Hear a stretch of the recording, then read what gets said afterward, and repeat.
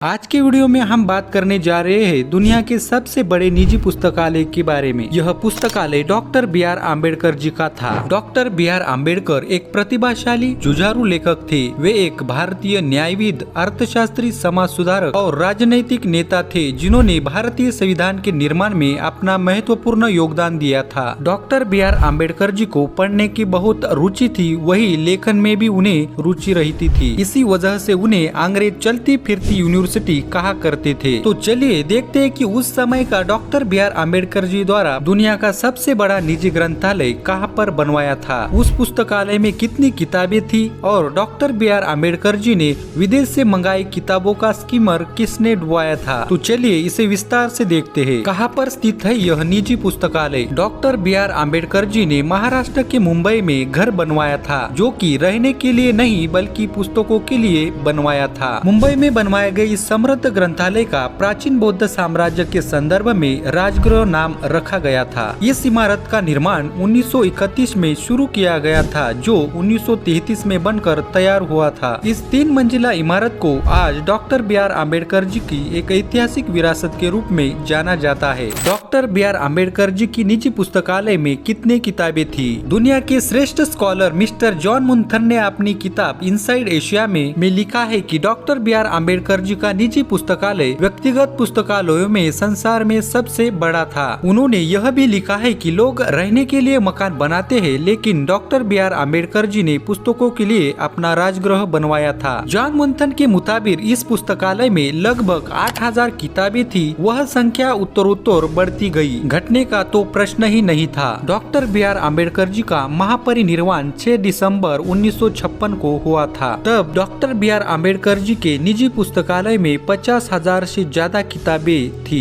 Doctor B R. Ambedkar जी को किताबों से इतना लगाव था, इस वजह से धनंजय कीर लिखते हैं, किताबें उनकी जिंदगी की धड़कन थी। वही अंग्रेज इन्हें चलती फिरती यूनिवर्सिटी भी कहा करते थे और ये भी कहते थे कि यदि 500 स्नातक एक तरफ रहकर भी डॉक्टर बी.आर. आम्बेडकर जी से मुकाबला नहीं कर सकते थे। इस तरह डॉक्टर बी.आर. आम्बेडकर एक विद्वान व्यक्ति थे। डॉक्टर बी.आर. आम्बेडकर जी के इन महान कार्यों की वजह से उन्हें 1990 में भारत रत्न से सम्मानित किया गया था। किसने डुबाए थे किताबें। डॉक्टर बी.आर. आम्बेडकर जी को किताबों से बहुत लगाव था। जब वे 1917 में महाराज सयाजीराव के प्रति अपने दायित्व को पूरा करने के लिए बड़ौदा जाने से पहले लंदन से मुंबई लौट आए थे, जिन्होंने उन्हें कोलंबिया विश्वविद्यालय और LSE में अध्ययन के लिए ऋण दिया था। डॉक्टर बी.आर. आम्बेडकर जी ने न्यूयॉर्क और लंदन में 4 वर्षों तक पढ़ाई की थी। उस समय उन्होंने अच्छी किताबों का संग्रहण किया था। इन किताबों की संख्या 2000 से भी अधिक थी। डॉक्टर बी.आर. आम्बेडकर जी SS कैसरिये हिंद के माध्यम से मुंबई पहुंचे थे। वही उनकी किताबों और अन्य सामान वाले दूसरे स्टीमर को